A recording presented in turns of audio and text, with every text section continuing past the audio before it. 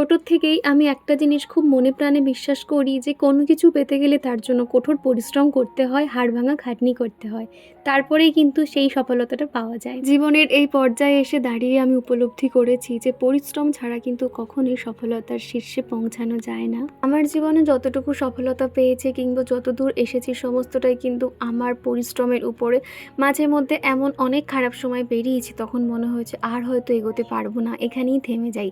তবে ওই যে কঠোর পরিশ্রমের সাথে সাথে কিন্তু আমার মনোবল প্রচুর ছিল, তার জন্য হয়তো তোমাদের ভালোবাসা পেয়েছি আর এই পর্যন্ত হয়তো আসতে পেরেছি। আর কারণ আমি একটা কথা মনে করি যে জীবনের লড়াইটা অনেক কঠিন, আর সেটা কিন্তু আমাদের সকলকেই জিততে হবে। হেরে যাওয়া মানেই তো হেরে যাওয়া, তাই না?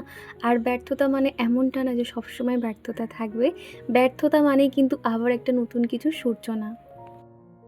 তো যাই হোক, অনেক কথাই বলে ফেললাম। Hello everyone, good evening. আজকে আমি সন্ধ্যে থেকে ভিডিওটা শুরু করেছি। বিকেল থেকেই অঝোরে বৃষ্টি শুরু হয়েছিল, একদম মেঘলা মেঘলা ওয়েদার। তো ভাবলাম যে চলো আমি এখান থেকেই ভিডিওটা শুরু করি। আজকের দিনটা ছিল সোমবার, আমি কোনো রকম আর সকাল থেকে ভিডিও শ্যুট করিনি। তো ভাবলাম বিকেল থেকে তোমাদেরকে শেয়ার করি। তো দেখলেই তো আমি অনেকক্ষণ ধরে সন্ধ্যে দেওয়া, ঠাকুরের বই পড়া, প্রায় আধ ঘন্টা মতন সময় দিয়ে সন্ধ্যে দেওয়া কমপ্লিট। আর এখন চলে এসেছি একটু স্কিন কেয়ার করতে। আমি এই সন্ধ্যে দেওয়ার আগে বিকেলবেলা একটুখানি স্নান করিনি, মানে গা ধুয়ে নিই বলতে পারো। জামা কাপড় সেই ছাড়তে হয়, তো সেই কারণে আর কি। তো সেই জন্য ভাবলাম এখন একটু স্কিন কেয়ার করে নিই। তো ফেস ওয়াশের পরে সবসময় টোনার ব্যবহার করা উচিত, তো সেই জন্য এখানে রোজ টোনারটা ব্যবহার করে নিয়েছি। আর তারপরে এখন চুলটা বেঁধে নিচ্ছি। এরপরে লেগে পড়বো আমি কাজে। সকাল থেকে সেভাবে কাজে হাত দিতে পারিনি, টুকটাক কাজগুলো করেছি আর কিছুটা কাজ বাকি ছিল। তো ভাবলাম চলো তোমাদের সঙ্গে এগুলো শেয়ার করে দিই। অনেক মাস হয়ে গেল আমি আমার নাইট স্কিন কেয়ার বলো বা নাইট টাইম যে কাজগুলো থাকে সেগুলো শেয়ার করি না। তো ভাবলাম আজকে শেয়ার করি। তো আশা করছি সব মিলিয়ে তোমাদের আজকের ভিডিওটা ভালো লাগবে। রাতের মতন চুলটা বেঁধে নিয়েছি। আমার না বিনুনি করতে এমনি ভালো লাগে। আমার যেহেতু লেয়ার কাট, আর লেয়ার কাট মানে তো জানো ছোট ছোট চুল থাকে, বিনুনি করলে না পুরো লেজ হয়ে থাকে। তো তার জন্য খুব একটা বিনুনি করা হয় না। আর এখন ভেবেছি আমি চুলটাকে একটু বড় করব, মানে আর লেয়ার কাটবো না। আর লেয়ার মানে দেখবে তোমার চুলগুলো ছোট থেকে বড়োর দিকে থাকে, তো যার জন্য সমান করা খুব অসুবিধা হয়ে যায়। আমি এই অগস্ট মাস এলে আর কি চিকুর জন্মদিনের সময় হেয়ার কাটিং করেছিলাম, হেয়ার কালার করেছিলাম। 1 বছর হয়ে গেল, এখনও পর্যন্ত আমি চুল কাটিনি। তো ভেবে আছি চুলটাকে সামান্য ছিটে দেবো, দিয়ে এবার থেকে চুলটাকে সমান করব এবং লম্বা করার ইচ্ছে রয়েছে। সামনেই যেহেতু দুর্গাপুজো, তো ভাবছি একটু লম্বা চুলটাই রাখবো, একটা সুন্দর শাড়ি পরবো, এরকম আর কি প্ল্যানিং করে রয়েছি।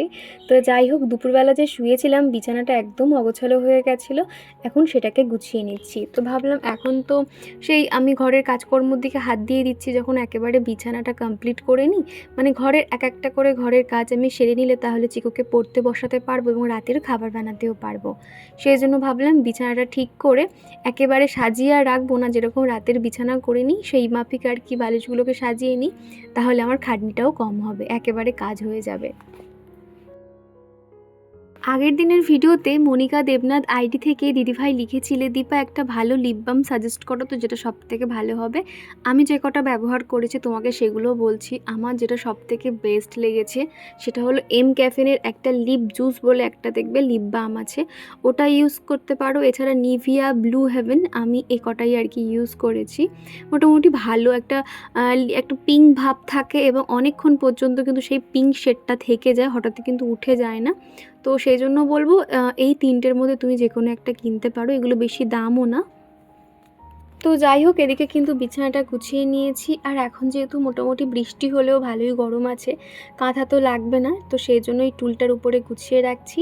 আর দিনের বেলাতে আমি বিছানা যে কুশানগুলো বা যে টেডি বিয়ারগুলো দিয়ে সাজিয়ে রাখি সেগুলো এখন বিছানাতে রাখবো না। আমার যে টেবিল রয়েছে কিংবা এই যে ছোটো টুলটা রয়েছে এর মধ্যেই আমি সবসময় সাজিয়ে রেখে দিই, তা নাহলে না ঘরটা অতটা অগোছালো হয় না, গোছানোই থাকে। আবার সকালে যখন বিছানা সুন্দর করে গোছানোর থাকে তখন কুশানগুলোকে সাজিয়ে রাখি, দেখতে আরও বেশি ভালো লাগে। শোকেসের এই পোর্শনটাতে আমার ডেইলি যে জামা কাপড়গুলো লাগে সেগুলো এখানে রাখি। সকালে তাড়াহুড়োর মধ্যে একটা টপ বার করতে গিয়ে বাকিগুলো অগোছালো হয়ে গেছিলো, তখন আর সেটা গোছানোর টাইম পাইনি। এখন ভাবলাম যে এই জায়গাটা একটু গুছিয়ে নিই। ছোটো জায়গার মধ্যে জিনিসপত্র রাখতে গেলে কি হয় জানো তো, গুছিয়ে গুছিয়ে রাখতে হয়। একটু অগোছালো হয়ে গেলে তখন আর জামা কাপড় রাখা যায় না। সেই জন্য প্রত্যেকটা মানে প্রত্যেকটা নয়, যেগুলো অগোছালো হয়ে গেছিলো সেগুলোকে নামিয়ে আবার সেগুলোকে জায়গায় রেখে দিচ্ছি। এই জামা কাপড়ের উপরে ছোট্ট একটা বাস্কেট রাখি। এরকম বাস্কেট রাখলে কী হয় জানো তো, ছোটো ছোটো যে জামা কাপড়গুলো হয় সেগুলো কিন্তু খুব সহজে পাওয়া যায়। আর ওই ছোটো জিনিসগুলো খুঁজতে গিয়ে না বড় জিনিসগুলো অগোছালো হয় না এবং চোখে পড়ে। সেই জন্য বাস্কেটটা আর কি জামা কাপড়ের উপরেই রেখে দিই। আর এখন চলে এসেছি টেবিলটার এখানটায়, দেখো কী অবস্থা হয়ে রয়েছে, তারপর সেই চার্জার, টেডি বিয়ার সমস্তটাই অগোছালো হয়ে রয়েছে। তো সেই জায়গাটা এখন গুছিয়ে নিচ্ছি। গ্রামীণ ঘরোয়া রান্না আইডি থেকে দিদিভাই লিখেছো, চিকুর কথাগুলো খুব মিষ্টি, আজকের ভিডিওটা খুব ভালো হয়েছে। আর জোক থেকে চিকুকে সাবধানে রাখবে, জোক কিন্তু খুব খারাপ জিনিস। একদমই তাই গো। আর আমার সবথেকে বড় কথা, আমি যদি একবার দেখি তো আমি সারাক্ষণ আমার পা জামা কাপড় চেক করতে থাকবো যে হয়তো আমার পায়ে উঠছে বা কিছু, খুব ভয় লাগে। সেই জন্য না সামনের দিকে লবণ ছড়িয়ে রাখি, বা তোমরা অনেকে বলেছো যে ব্লিচিং পাউডার কিংবা লবণ দিয়ে দেবে। তবে কি জানো তো, বৃষ্টি হলে তখন সমস্যা হয়ে যায়, সমস্তটা ধুয়ে যায়। কাকিমা আর আমি মিলে এক প্যাকেট লবণ পুরো দুদিকে ঢেলে দিয়েছিলাম। তারপরেই বিকেলে অঝোরে বৃষ্টি শুরু হয়ে গেল, সব বেকার তো ধুয়ে যায়। সেই জন্য কী করি জানো তো, ওই দুপুরবেলা করে বা যখন হোক টাইম পাই, আমাদের যে সিঁড়িপথে যে জোকগুলো মাঝে মধ্যে উঠে আসে ওই জায়গাটা দিয়ে দিই। এছাড়া দেখতে পেলে সাথে সাথে লবণ দিয়ে ওখান থেকে মেরে ওখান থেকে সরিয়ে দিই, এরকম করতে থাকি। তবে ওরা তো বেয়ে বেয়ে আসে, সবসময় চোখেও পড়ে না, তবে আমি একটু সাবধানে রাখার চেষ্টা করছি। সন্ধ্যের এই টাইমটাতে যখনই আমি ঘরটর গোছাই, চিকুও কিন্তু চলে আসে আমাকে হেল্প করতে। তো জামা কাপড়গুলো অগোছালো হয়েছিল, ও এসে আমার কাছে বলছে, মা গুছিয়ে দেবো। ও যে এটা বলেছে আমি তো মানে খুশি হয়ে গেছি, যে পারুক না পারুক অন্তত বলেছে। আমি বললাম তুমি বাইরে চেয়ারে রাখো, তো সেই জন্য ওখানে রাখতে গেছে। আর এখানে ওর যে কটা বই খাতা সন্ধেবেলা লেখাতে হবে, তো সেই খাতাগুলো আর পেন্সিল বক্সগুলো নিয়ে আমি ডাইনিং রুমে রেখে দিচ্ছি, ওখানেই পড়তে বসাই। আর এই ঘরে মোটামুটি এখন কোনো কাজ নেই, সন্ধে দেওয়া হয়ে গেছে। মোটামুটি আমি 7:30 8টা অবধি ঘরের লাইটটা জ্বালিয়ে রাখি, তারপরে আমি প্রত্যেকটা জায়গায় ঘরের লাইটগুলো অফ করে দিই। তো এদিকে চেয়ারগুলো গুছিয়ে রেখেছি, আর এখন ওই 8টা 8:30 মতন বাজে। তো ভাবলাম ঝাড়ুটা দিয়ে দিই। এরই মাঝে চিকুকে পড়তে বসিয়েছিলাম, সে তো পড়ছে, আমি একদিকে একটু করে কাজ করি আর ওকে পড়তে বসাই। এখন যেহেতু চিকু ছোট, এখন আগের মতন অতটা আর চাপটা দিই না, যেহেতু এখন এক্সাম চলছে, তো সেই জন্য একটা করে সাবজেক্ট ওকে দেখলেই হয়ে যায়। তো আগামীকাল ওদের ড্রয়িং রয়েছে, তাও আমি জানি যে ড্রয়িং করতে পারবে, সেই জন্য নেক্সট দিন ইংলিশ রয়েছে, তো সেই জন্য ইংলিশটাই ওকে এখন করাচ্ছিলাম। সকালবেলা উঠে নয় ড্রয়িংটা করে নেবে, ড্রয়িং মানে কি আন্টিরা এঁকে দেবে, ওকে জাস্ট কালার করতে হবে, এরকম আর কি। আর সেভাবে এখন অতটাও চাপ দিই না, বাচ্চা মানুষ তো, এখন থেকে পড়াশুনো মাথায় ভারী চাপ পড়ে গেলে তখন আর পড়াশুনো করতে চাইবে না পরে। তো যাই হোক, এদিকে এখন দেখো ঘর ঝাড়ু দিয়ে দিচ্ছি। আর এই মশারিটা জানি তোমরা দেখে অনেকে জিজ্ঞাসা করবে এটা কোথা দিয়ে কিনেছি। মশারিটা কিনেছি প্রায় 3 বছর 3.5 বছর তো হয়েই গেল। আর মশারিটা দেখতেও যেমনি ভালো লাগে, আর এটা কিন্তু অনেক সুবিধা হয়, যেখানে সেখানে মশারিটা তুমি টানিয়ে নিতে পারবে। আর এটা আমি অনলাইন থেকেই কিনেছিলাম, ফ্লিপকার্ট থেকে আর কি। আর এখন এই যে সমস্ত জায়গায় ঘর ঝাড়ু দেওয়া হয়ে গেছে, এখন চলে এসেছি এখন এই বাইরের দিকটাতে, এখানটায় ঝাড়ু দিয়ে দেব। পায়ে পায়ে এত যে ধুলো বার হয় কি বলবো। আর এখানে ঝাড়ু দিতে গিয়ে একটা জিনিস খেয়াল পড়লো, যে চিকুর স্কুলের বুটটা আমি বাইরে রেখে এসেছি। কি ভুল করেছি কি বলবো। সকালবেলা না হালকা রোদ ছিল বলে ওর স্কুল যে নতুন বুটটা কেনা হয়েছিল, তো আমি রোদে দিয়েছিলাম। তারপর হঠাৎ খেয়াল পড়লো যে এখানে জুতোর বক্সটা রয়েছে কিন্তু জুতোটা নেই। তারপর খেয়াল পড়লো আমি তো রোদে দিয়েছিলাম, দরজা খুলেই দেখছি জুতোতে জল থই থই করছে। তো দেখো আমি বাইরে থেকে ভালো করে ঝেড়ে এনে ভিতরটাতে রেখে দিয়েছি। এটা তো আগামীকাল আর পায়ে পড়তেই পারবে না, অন্য স্যুট আমাকে তখন দিতেই হবে। সিঁড়িপথে যেহেতু জুতো খোলা হয় সেই জন্য জায়গাটা আরও ধুলো হয়। আর রাত্রিবেলা না ঝাড়ু দিয়ে কখনোই ময়লাগুলো বাইরে ফেলা উচিত নয়, আমি ফেলি না। তো সেই জন্য ভাবলাম বেলচা করে রেখে দিই, কালকে সকালবেলা আর কি ফেলে দেবো। আর এদিকে জুতো রাখার জন্য একটা সেলফ করেছে, আজকে তো আর দেখাতে পারলাম না, পরের ভিডিওতে দেখাবো। এখানে অনেকগুলো না, যখন এই বাড়িটা নতুন বানানো হয় অনেকগুলো পাথর কাটা ছিল, ছোট বড় সরু চওড়া। তো সেই পাথরগুলো দিয়ে কাকিমা না সুন্দর একটা শু রাখার জন্য র্যাক মতন করে দিয়েছে। ওখানে কাকিমারাও শু রাখে, আমরাও রাখি, তো ওখানেই আর কি শুগুলোকে সাজিয়ে রেখেছি। তো চিকু ওদিকে পড়ছে, আমি মানে একটু ওকে দেখাচ্ছি আর আমার হাতের কাজগুলো করছি। আর এই যে মানি প্ল্যান্টের গাছটা দেখতে পাচ্ছ, একটা ডোগ আমার বান্ধবীর বাড়ি থেকে এনেছিলাম। ওর বাড়ির চারপাশে এত গাছ মানে হয়েছে, পুরো মানে জঙ্গলের মতন হয়ে রয়েছে। তো সেখান থেকে একটা ডোগ ওর কাছ থেকে এনেছিলাম। তো এখন ভাবলাম এইগুলোকে আমি জলের মধ্যে রেখে দেবো, ভালো লাগে বেশ দেখতে। আর এমনিতেও এখন যেহেতু বর্ষাকাল, এই বৃষ্টির জলগুলো না নিয়ে তোমরা রেখে দিতে পারো এবং সেই জলে মানি প্ল্যান্ট রাখবে, তাহলে দেখবে তোমাদের ওই 5-6 দিন অন্তর জল চেঞ্জ না করলেও হয়ে যাবে। বৃষ্টির জল মোটামুটি 1-2 সপ্তাহ কিন্তু রাখাই যায়, যেটা আমি আগে খুব করতাম। তো সেই জন্য দেখো এই যে টবগুলো আমি এই যে কাঁচের যে বোতলগুলো দেখতে পাচ্ছ আমি কালার করেছিলাম, এর মধ্যে কয়েকটা পাতা রেখে দিচ্ছি আর বাদবাকিটা কাঁচের যে একটা জার দেখতে পাচ্ছ ওর মধ্যেই রেখে দিচ্ছি। আর শোকেসের মাথায় এই কাঁচের বোতলগুলোকে রেখে দিয়েছি, কি সুন্দর লাগছে না দেখতে।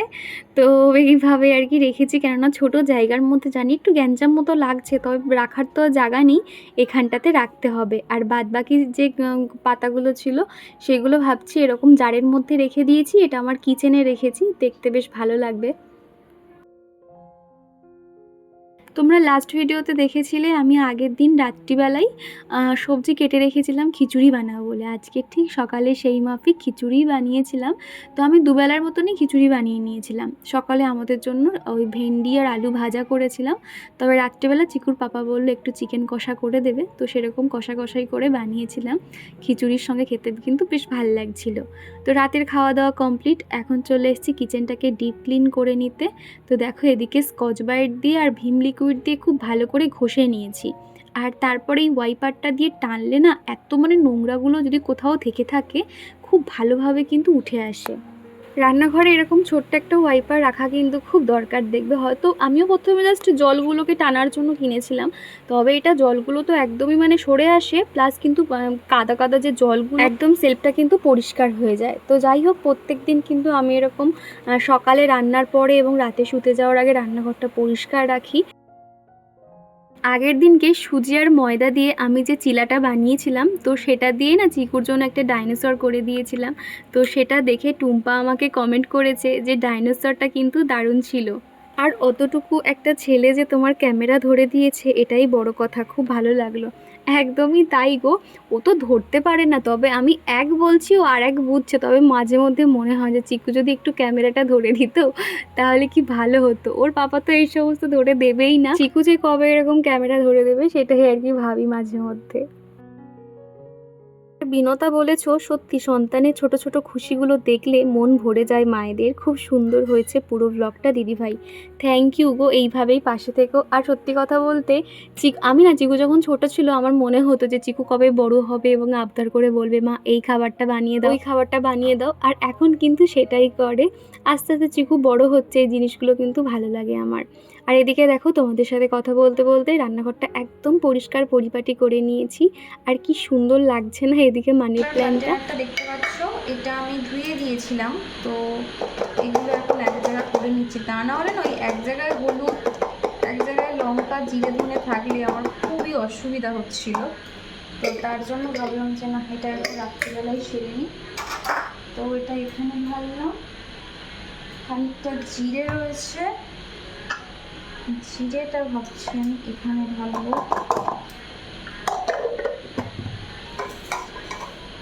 আর লঙ্কার প্যাকেটটা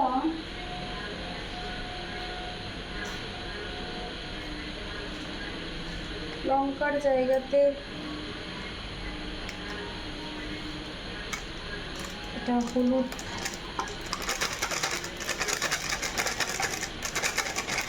এই প্যাকেটে প্যাকেটে করে আমি এতদিন রান্নায় হলুদটা ব্যবহার করছিলাম। দেখলাম কি যেইভাবে প্যাকেটে ঢাললে না হলুদ বেশি পড়ে যায়। এইভাবে এতদিন মানে 4-5 দিন হয়ে গেল এইভাবে ইউজ করছিলাম।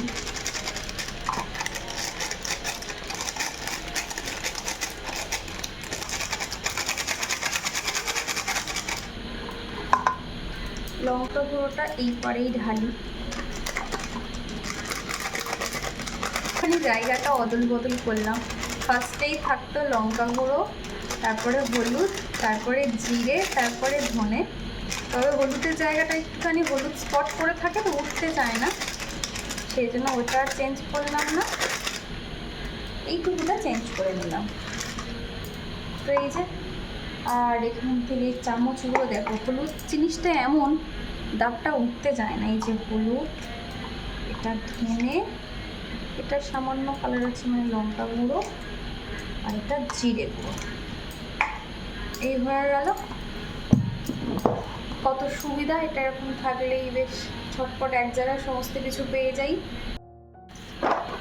রাতে ড্রাই ফ্রুট ভেজাবো, আলমন্ড, এদিকে রয়েছে কিশমিশ, কাজু বাদাম, আর ছোলাটা শেষ হয়ে গেছে। তো এই দুটোই দিই, তার নাহলে না সকালে কিছু খাওয়ার থাকে না। তো এই যে ভিজিয়ে দিলাম। এখন চলে এসেছি রাতের স্কিন কেয়ার করব। আমি এখানে না শসা গ্রেট করে আইস কিউবের মধ্যে দিয়ে রেখেছিলাম, দেখো 3টে মতন বানিয়েছিলাম, তো এখান থেকে আমি একটা নিয়ে নিয়েছি। এখন একটু আইস মাসাজ করব, তারপরেই আর কি মুখটা ধুয়ে রাতের মতো স্কিন কেয়ার করব। আমার মতে দিনে অন্তত একবার ঠান্ডা জলে মুখটাকে ডুবিয়ে রাখা কিংবা এরকম আইস দিয়ে একটুখানি ঘষে নিলে না মুখটা বেশ অনেকটা রিলিফ হয়, স্কিনটাও দেখবে ভালো থাকে। এখন দেখবে আমাদের স্কিন প্রচণ্ড গরম হয়ে যায়, যেমন ধরো রান্না করছি যখন বা কিংবা অনেকটা ছোটাছুটি কিংবা হাঁটাহাঁটি করলাম, তখন কি হয় স্কিনটা দেখবে লাল হয়ে যায়। তো সেই মুহূর্তে না খানিকক্ষণ অন্তত ঠান্ডা জলে স্কিনটাকে ডুবিয়ে রাখলে স্কিনটা একদম ঠান্ডা হয়ে যায় আর স্কিনটাও ভালো থাকে, যেটা আমি সবসময় করে থাকি। আর তারপরে আমি মুখটা ভালো করে ধুয়ে নিয়েছিলাম, আর এখন রাতের নাইট ক্রিম অ্যাপ্লাই করছি। এখানে আমি বায়োটিকের অ্যান্টি এজিং যে নাইট ক্রিমটা আছে সেটাই ব্যবহার করছি। মোটামুটি প্রত্যেক দিন আমি একই নাইট ক্রিম ইউজ করি না, ওই দুটো তিনটে মতন অল্টারনেট করে ইউজ করতে থাকি। আর এটা দিয়ে না খুব ভালো করে মাসাজ করে নিই যাতে স্কিনের মধ্যে অ্যাবজর্ব হয়ে যায়। আর আমাদের স্কিনের সব থেকে ভালো সময় হলো রাত্রিবেলা। যে কোনো ক্রিম দিলে কিন্তু খুব সুন্দর সারা রাত যেহেতু থাকে স্কিনে খুব ভালোভাবে অ্যাবজর্ব করে যায়। তো দেখো আমি মাসাজ করে করে নিয়েছি সুন্দর করে। তারপর একটু ঠোঁটে লিপ বাম দেবো, আর রাতে শুতে যাওয়ার আগে একটু বেশি করে জল খেয়ে নিতে হবে যাতে সকালে তাড়াতাড়ি উঠে পড়তে পারি। আর এখন এই যে আমি হাতে, গলায়, পিঠে একটা ক্রিম মাখছি, এটাও একটা লোশন বলতে পারো, হাতে সমস্ত জায়গায় দিয়ে দিচ্ছি। আর এখন যেহেতু বর্ষাকাল দেখবে স্কিনটা কিন্তু ড্রাই লাগে, সেই জন্য বলবো রাতে অন্তত হাতে পায়ে কিছু অন্তত একটা ময়শ্চারাইজার লাগানো উচিত। হবে না, জাস্ট অসাধারণ। অনেক নতুন কিছু শিখতে পারছি, যেমন খাওয়া দাওয়া মেনটেন করে চলা, সকালে উঠে হাঁটাহাঁটি করা, খুব ভালো। এইভাবে সুন্দর সুন্দর ভিডিও উপহার দিও, আমি তোমাকে দেখে অনেক কিছু শিখব। আর জোকের কথা আর বলো না, এখানেও একই অবস্থা। প্রথমেই জানাই অসংখ্য ধন্যবাদ দিদিভাই তোমাকে প্রতিদিন এত সুন্দর সুন্দর কমেন্ট করার জন্য। তোমার কমেন্ট পেয়ে আমি অনেক মোটিভেট হই গো। আর আমি তো আপ্রাণ চেষ্টা করব যে নতুন কিছু তোমাদের সামনে তুলে ধরার। আমার এই সাধারণ দৈনন্দিন জীবনে যে তোমাদের এত ভালোবাসা পাবো, এটা আমার কাছে অনেক বড় পাওয়া। লাইট বাল্বটা জ্বালিয়ে দিয়েছি, আর এটা না এই লাইটটা অফ না করলে দেখা যায় না। এই যে দেখো কি সুন্দর না। তো চলো,